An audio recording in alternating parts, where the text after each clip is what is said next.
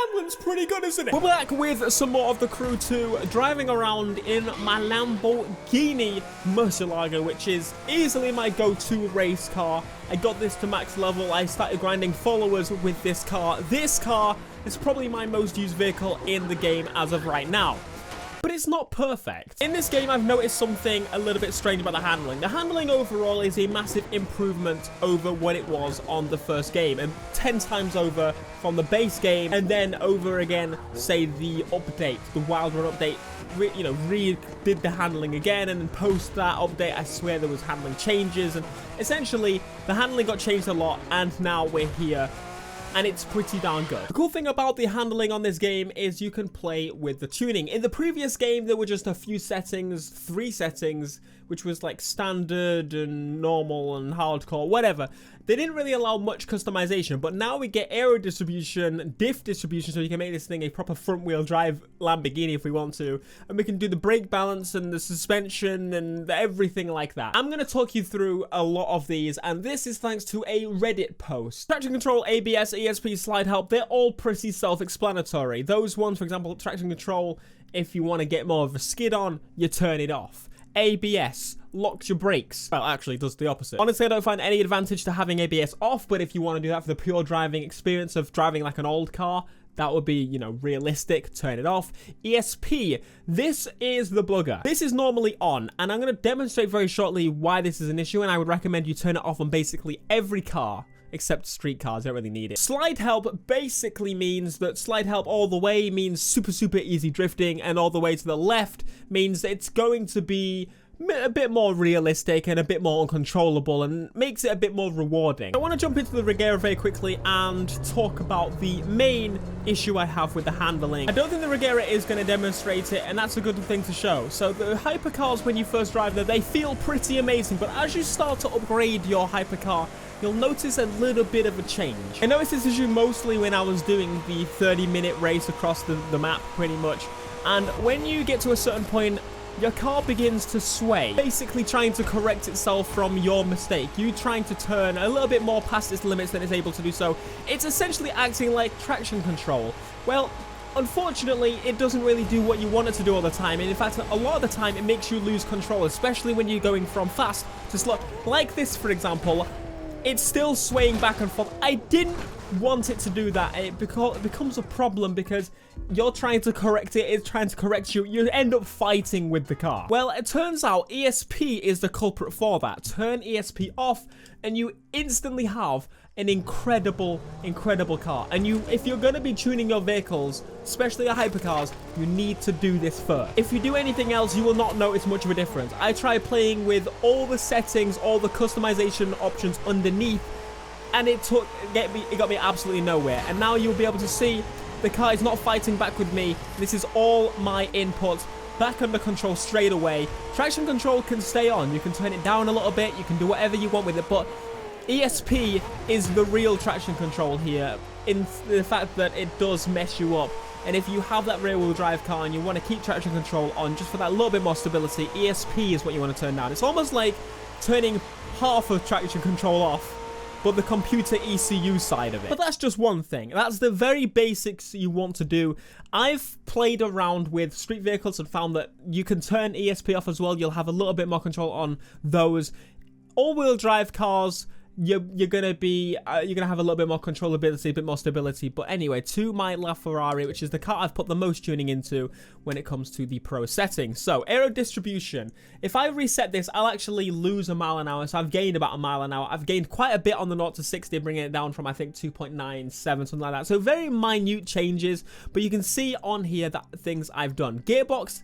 Very obvious what that does. The further to the left, the more acceleration you get, the less top speed you get. Move it to the left and see until where it affects your top speed, you're sorted. Aero distribution. Is your car grippier at the front or the rear? Do you need less grip at the rear, more at the rear? I needed a bit more at the rear because there was a lot at the front. Tire grip front, tire grip rear. Obviously, more grip, the better for when it comes to grip, but at the same time it does cause understeer in the corners. You can break it down if you're understeering a lot, but I find most of these are not necessarily that useful. With the suspension stuff, the further to the right, the harder it gets. This is just a simplified form of what I'm telling you. To the right, I find my car honestly bounces enough. There's enough suspension in there as it is, so I took some of that away just for more rigidity when I'm coming out of the corners, coming out of the bumps, quickly going back up again to get the best out of my car, I find, for this car anyway. And the main two you want to focus on, in my opinion, after you've done, you know, gearbox, aero, diff, that kind of thing, ARB front and ARB rear. These are anti-roll bars. The further to the right they are, the less body roll you will have. Now, when it comes to American muscle cars, it's a godsend. So that then leaves us with an absolute beast of a LaFerrari that I've tuned and figured out as to be my absolute favorite and go-to vehicle in the game. With the traction off, we'd obviously get a little bit more of a slide and probably keep a bit more power through the corners, but I actually kind of like the balance it has now in where it's grippy, but it can still slide at the same time. I can absolutely decimate Latrell, even if I'm driving really badly, like this, for example, the bridge, which I always mess up when I'm talking. Latrell is absolutely nowhere to be found. Wait, you see, I messed up that bridge, and he is still miles behind. So this is pretty much, as I said, my go-to car. When it comes to which car is the best, we're going to be finding that out over the next couple of days, a few days, as I say, leading up to seeing which is the fastest vehicle in the game you want to be using. But as you can tell, this thing is driving amazingly without ESP off. That's the main difference here. And I also adjusted it so that we have less roll in the corners. It does cause a little bit more understeer, meaning you have to slow down a little bit more for the corners, but I found a good balance I like. Also, to do with the aero distribution, as I said, that's one of the main things you want to get done. I wanted more weight towards the rear. The front grips to all hell, so I've removed a little bit of it and then moved it to the rear, and it feels like it just grips up and just plows through 16 seconds ahead. I'm not even that good of a driver, but because I've tuned this vehicle, I've found that it's a million times better. This corner's a good demonstration of it because of how really messed up it can be. I keep showing that corner because if you go too fast, you'll end up in the wall. As I mentioned, there is a full guide on Reddit. I'll link it down below in the description. It's so useful to figuring out a tune. It explains everything a little bit better than I did. As I said, I gave it a kind of summary to give you an idea. It pretty much now works as a normal racing game in the terms of Gran Turismo, in the terms of Forza, in where the car reacts depending on what you do to it in proper ways, as opposed to you just turning off some of the assists and your car sliding a little bit more. If you guys have any tunes for certain vehicles you want to share, just give us a tweet. Show us on Twitter showing your specific tuning settings for the car and showing the differences it makes. And I think you'll definitely be helping somebody out. I'll retweet some of them, that kind of thing. There's a Twitter link in the description. Definitely not one of my best runs, I don't think, but did pretty darn well to demonstrate exactly the difference you can make. With before, as I said, it would be sliding everywhere. I wouldn't spin out as such, but the car would slop side to side and try and correct it, and I would have a fight with the car, and we wouldn't really get along. So again, aero distribution, gearbox, differential if you're running an all-wheel drive vehicle, and the anti-roll bars, the front and rear, in my opinion, have the best effect on your car. I'll demonstrate it here with this Camaro. Kind of be hard to show you an exact demonstration of this, but the anti-roll bars is what I'm going to change on this.